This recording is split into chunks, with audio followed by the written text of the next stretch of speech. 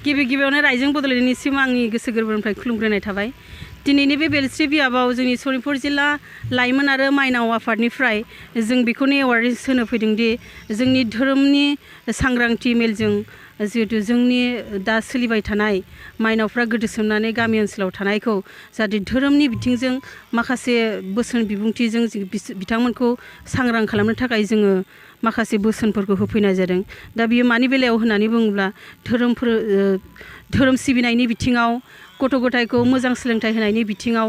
धोरोमखौ मोनसे बाथौ धोरोम हिसाबै बुहुमाव गेरेमसा धोरोम हिसाबै सिनायथि होनो थांनायाव आरो दानि जिथुनाखि ससियेल मिडियायाव नुजाबाय थानाय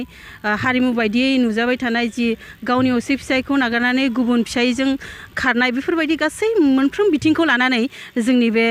सनितपुर जिल्ला लाइमोन आरो माइनावफ्रा नैबे बियाबाव सांग्रांथि खालामफैनाय जादों आरो दा जों बियाब दावबायफोरनानै बे बेलस्रि हालामनि माखासे रायजो राजाफोरनि थासारिखौ बेखौनो नुदों। बिथांमोना खोब गोसो खुसियै गामि आफादनिफ्राय आफादगिरिजों लोगोसे नेहाथारि आरो रायजो राजा लाइमोन गासैफ्रा नुजाफैदों आरो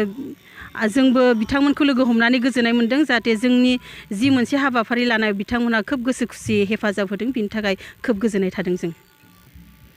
दा बे ड्राग्स एडिक्टेड आरो जौ जुवाजों गोरोबनानै थानाय, सोलोंथाइनि बिथिङाव उन जानानै थानाय बेफोरबायदि थासारिनिफ्राय जोंनि फिसाफोरखौ सांग्रां खालामनोब्ला जोङो दिथागिरि बिमा बिफाया खोब सांग्रां जानांगोन।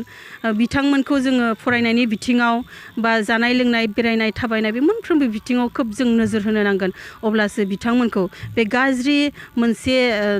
ड्राग्स जानाय, ड्राग्स एडिक्टेड जिथुनाखि बे जौ जुवाजों गोदोसोमनानै थानाय बेफोरखौ माने बिमा बिफाया सांग्रां जायोब्लासो जों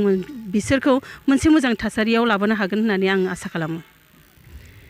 दा बेलस्रि हालामखौ जौगानायनि बेलायावथ' बिथांमोननि जिथुनाखि मा होनगोन बेखौ, बिसिनि जिथुनाखि रायजो राजाफोरनि गामि सिङाव थानाय बिथांमोनाथ'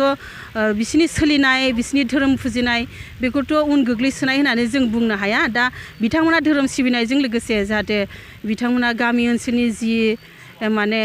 आबाद मावनाय बेफोरखौ आरोबाव जि बायदि बिथिङाव मावदों बिनिफ्राय आरोबाव मोजांसिन साबसिन हामसिन खालामथों आरो गावसिनि जि सिबिनाय थानसालि बेखौ आरोबाव साबना हामना बानायथों आरो मोनफ्रोमबो जोंनि बर' न'खरफ्रा गाव गावनि न'खरखौ सिगांनि जिबायदि थासारियाव दंमोन बिनिख्रुइ आरोबाव साबसिन हामसिन खालामनो हाथों, बेखौ इसोर आफा बोराइ बाथौनिसिम आर'ज गाबो।